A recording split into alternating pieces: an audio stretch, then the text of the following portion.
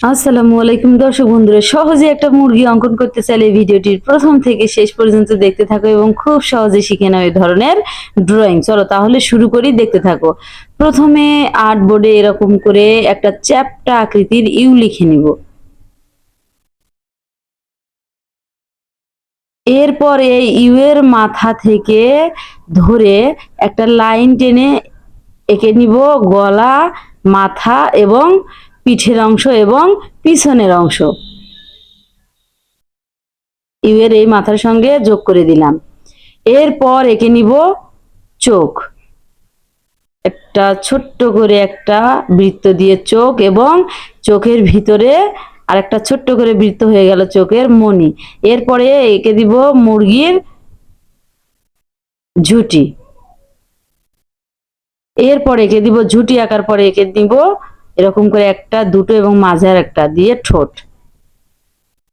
এরপর এঁকে নিব পিছনের পালক, এরকম করে একটা লাইন বাঁকিয়ে বাঁকিয়ে একটি, দুটি, তিনটি বাঁকিয়ে এঁকে নিব পিছনের পালক এবং দাগটা একটু গাঢ় করে দিব।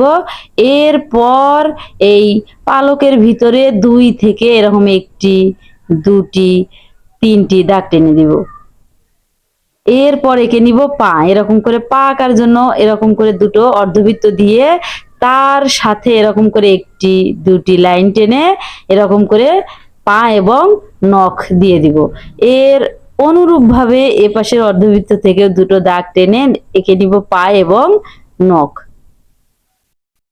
এরপর এঁকে দিব মুরগির ভিতরের যে অংশটা আছে, এখানে এরকম করে একটা লাইন টেনে মুড়িয়ে এনে এই দাগের সঙ্গে মেলায়া দিব। এর সাথে সাথে ড্রয়িংটি শেষ।